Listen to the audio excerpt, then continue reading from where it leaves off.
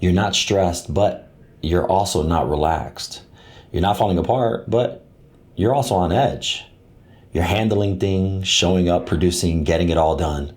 But if you're honest with yourself, something in you never fully turns off. Your body stays tight, your mind stays on, even when there's nothing urgent. And the part that's hardest to admit, you've gotten so good at being okay. You don't even question it anymore. But what if being okay is the very thing keeping you stuck?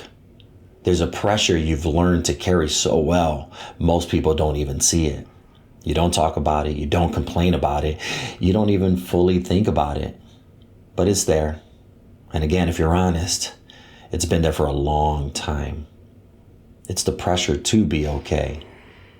No matter what, not thriving, not fully alive, just steady, reliable, solid, the one who doesn't crack. And at some point in your life, you learn something, not through a speech, but through experience. You learn that being emotional didn't help, that slowing down didn't get rewarded, that hesitation created problems. So you adapted. You became composed, controlled, steady under pressure. And that ability, it served you. It made you dependable. It made you respected. It made people trust you with real responsibility. Maybe at work, maybe at home, maybe in your relationships. You became the one people could lean on. But here's the part no one talks about. The same trait that made you strong quietly started costing you something. Because somewhere along the way, being okay stopped being a skill and became a requirement. Not something you do, something you have to be all the time. So now, even when you're tired, you hold it together. When you're overwhelmed, you stay steady. When something is off internally, you shove it down and you keep moving forward. Not because you're pretending, but because it genuinely feels like the right thing to do. You can say you're fine.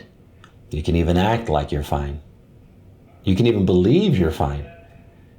But your body is not convinced because your body keeps score.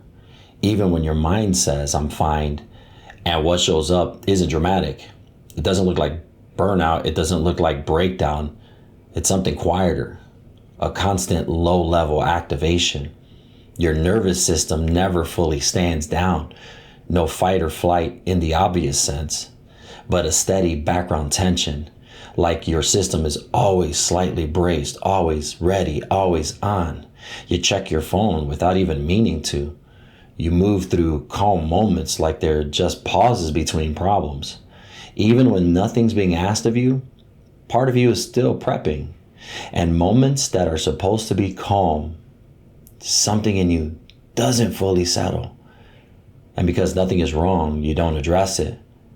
Because you're still functioning, you're still producing, you're still showing up. So it doesn't qualify as a problem. But here's what's actually happening. You've trained yourself to suppress signals, not eliminate them. You suppress them. And over time, suppressed signals don't disappear. They accumulate as load in your system. There's a term for this. Emotional suppression.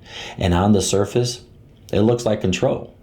But underneath, it creates a cost. Even when you override what you feel, your body still processes it. Your heart rate stays slightly elevated.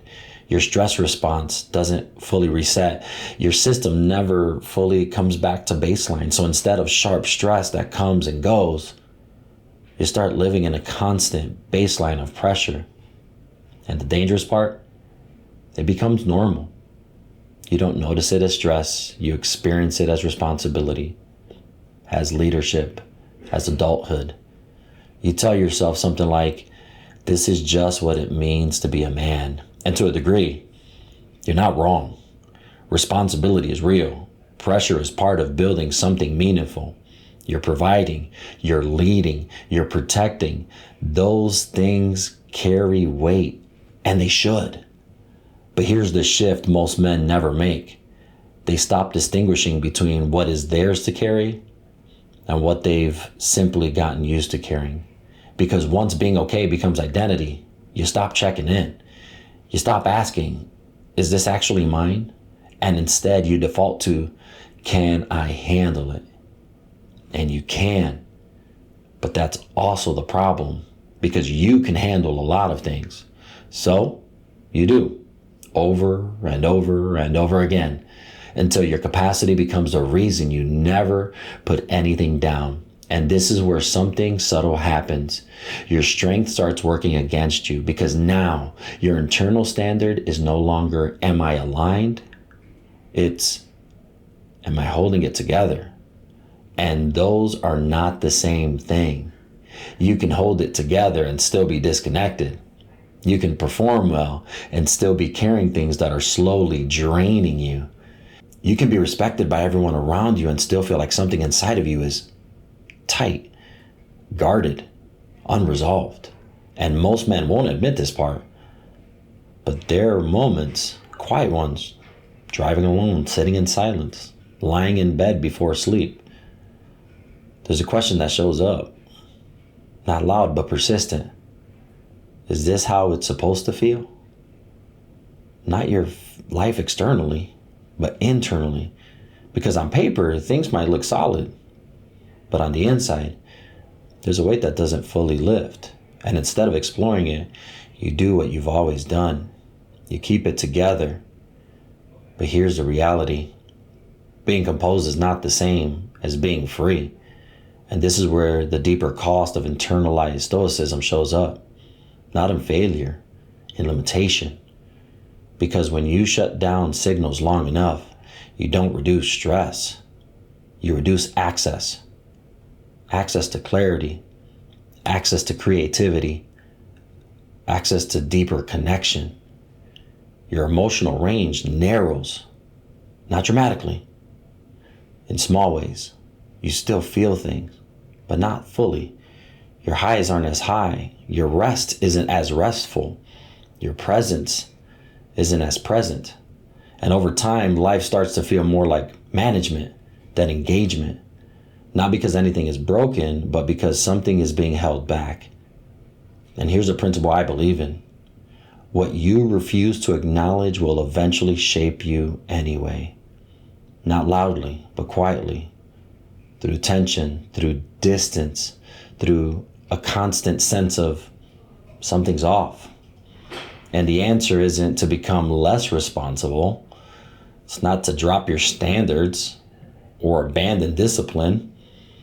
It's to become more honest, to start asking a different question.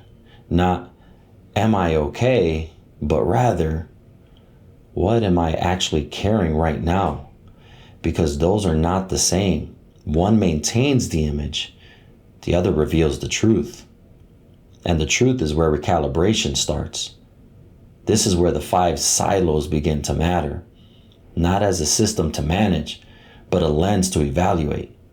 Faith, family, function, fitness, and focus.